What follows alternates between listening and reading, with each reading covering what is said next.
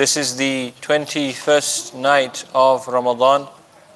We are in the final Ashara.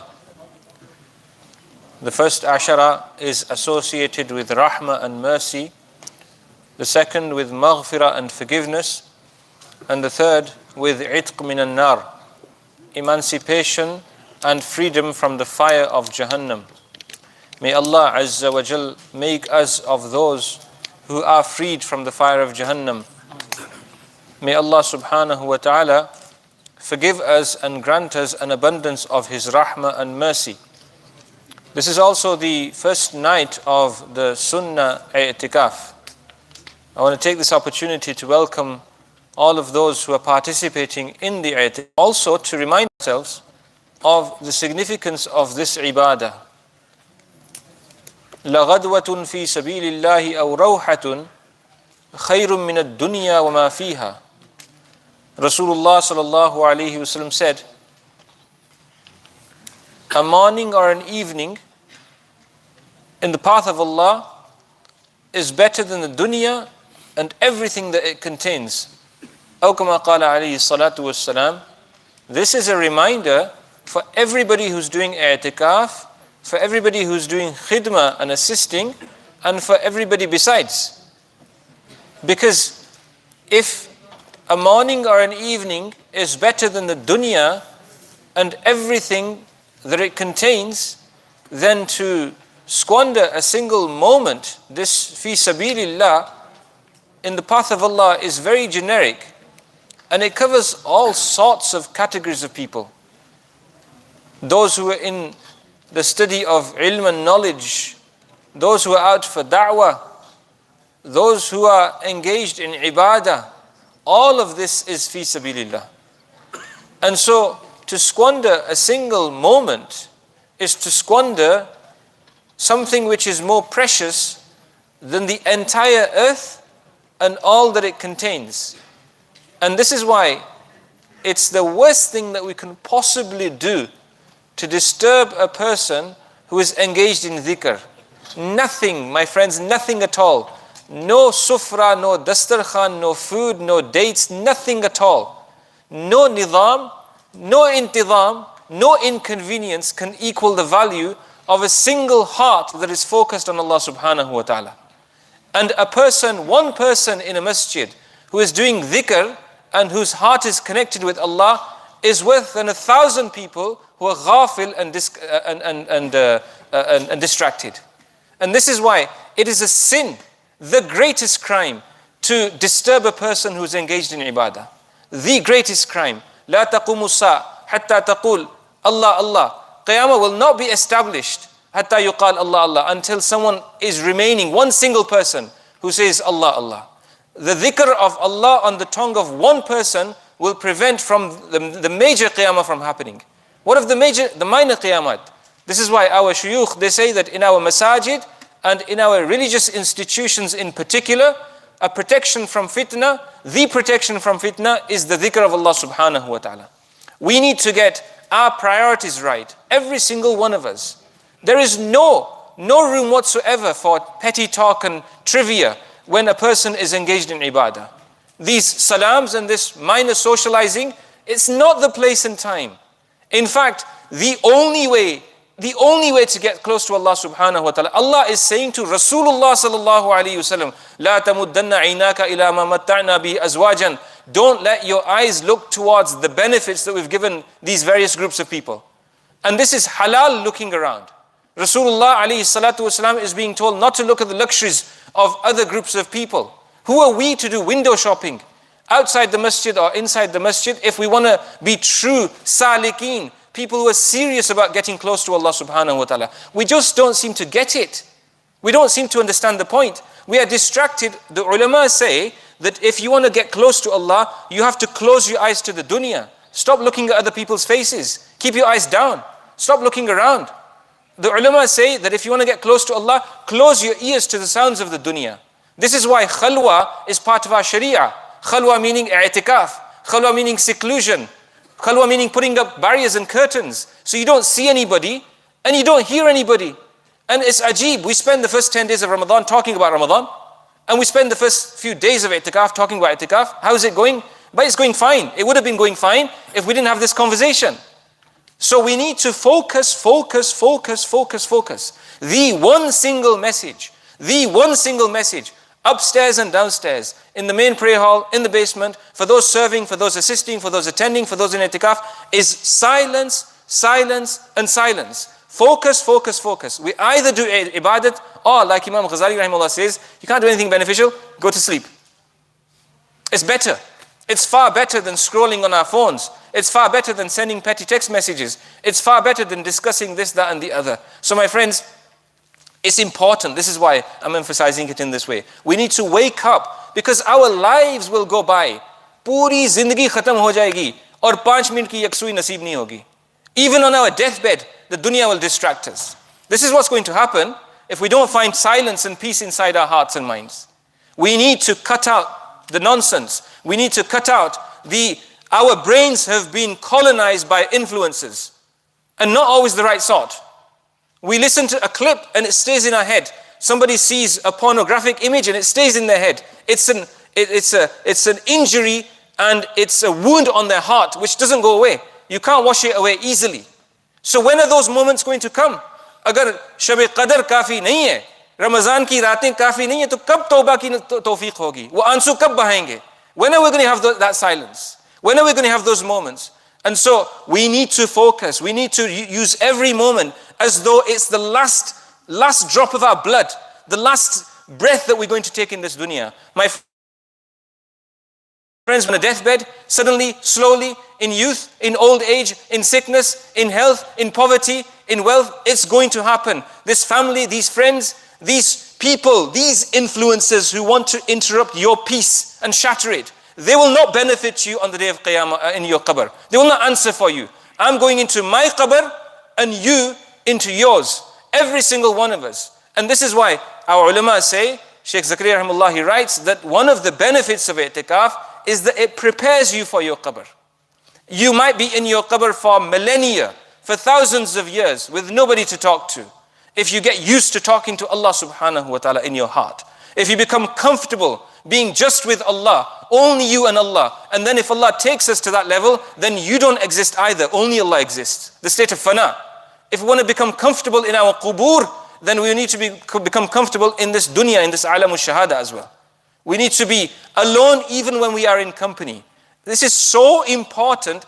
All of these resources, my friends, these walls and this roof, this gumbad, this dome and this minaret, these PA systems and these carpets, this nidam of food and these contributions, everything, your time and your holidays, our lifeblood, all of it depends on what you call, isko wusul karna hai. We need to get something out of it. This huge investment, if we get nothing out of it, we become, rather than becoming closer to Allah, we move away because we spend our time just chatting, trivial talk. Then how are we going to get barakah? And so my friends, I say again, the biggest crime is to disturb somebody who's in ibadah. And I'm speaking for every single person who's in i'tikaf. One single person whose heart is connected to Allah, to shatter his peace, he's worth more than 1,000 people who are ghafil in the masjid.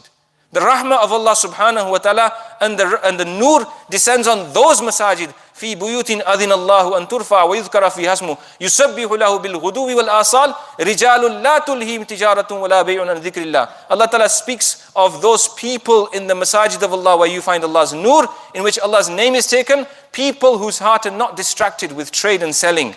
And their hearts, and they are afraid of the day upon which eyes and hearts will turn over, the day of Qiyamah.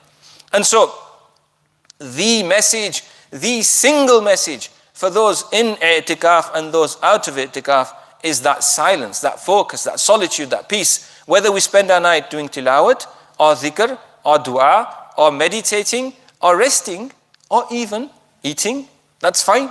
But not in talking. This is the request. As the Shaykh Zakaria rahimahullah ta'ala, he used to say, and he had hundreds of mu'takifin. He used to say, Pyaro, he says, khub khao, khub so, sleep as much as you like, eat as much as you like, lekin apas mein baatein na karo. Don't talk.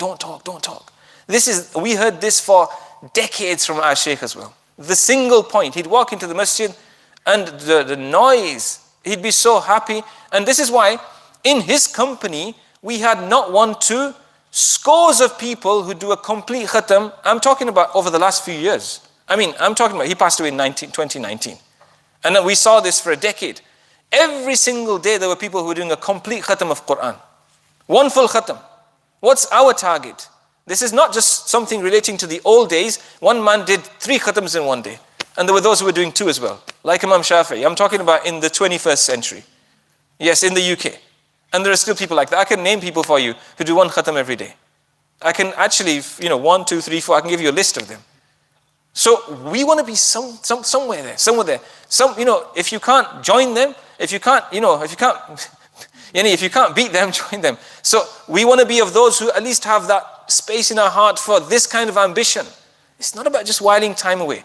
But anyway, coming to the specific point, just a very quick one. What can we say in a few minutes? I've taken up all my time with my intro. In tonight's recitation, we heard 2 attributes of our Rasul sallallahu alaihi wasallam. Now, Rasulullah sallallahu alaihi wasallam is khatamun nabiyyin. There's no Rasul to come after him. And Allah subhanahu wa ta'ala has not left us in the dark. Our Nabi sallallahu alaihi wasallam's deen is preserved in total, in full. And it's not preserved through artificial intelligence. People are taking fatwas from, computers now. This is not the way to take fatwas. Fi suduri alladhina, the ayat of Allah and the ilm that Allah revealed is preserved in the hearts of people in this ummah. And it comes heart to heart. There's no other proper way of receiving knowledge. Not from books alone either. From heart to heart. Books are a support. They're appropriate and useful in the absence of that heart to heart. Asal. The main thing is heart to heart. The nur of deen which transfers and is transmitted from one heart and is received by the other. Now, Rasulullah sallallahu alaihi wasallam was given 2 qualities. Bashiran wa nadhira. He was bearer of glad tidings and a warner.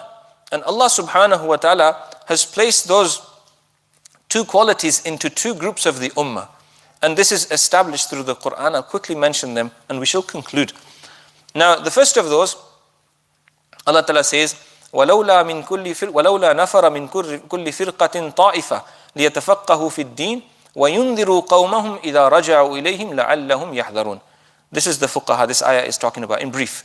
A group of people who remain aloof from the rest and they engage in the tafaqquh of deen. They become fuqaha and scholars. لِيُنذِرُوا قَوْمَهُمْ, so that they can become mundhirin. This is the same thing, nadhir.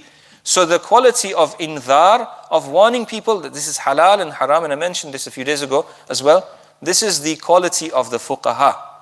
The people you ask a ruling from, the mufti, the alim who gives you guidance. This is the indhar. This is the attribute of Rasulullah alayhi salatu wassalam when it comes to this quality.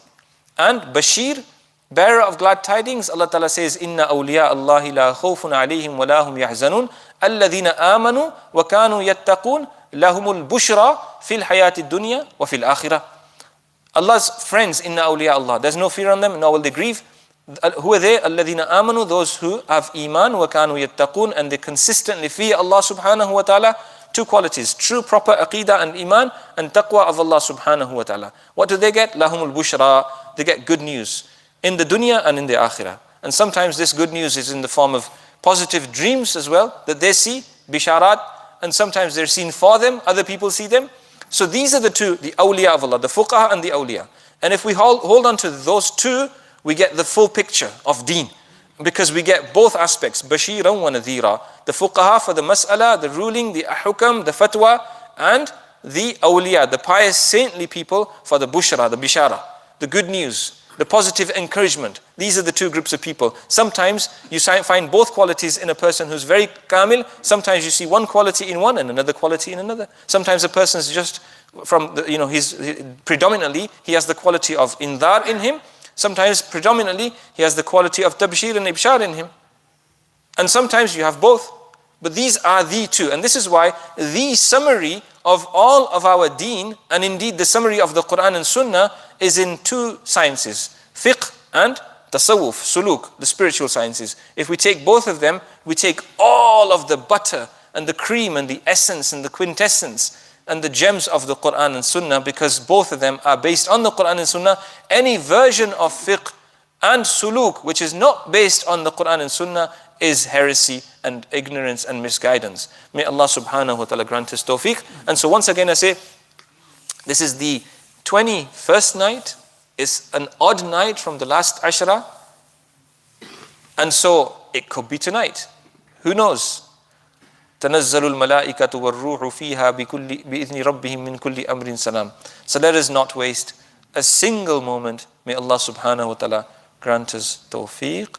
وآخر دعوانا أن الحمد لله رب العالمين. اللهم صل على سيدنا مولانا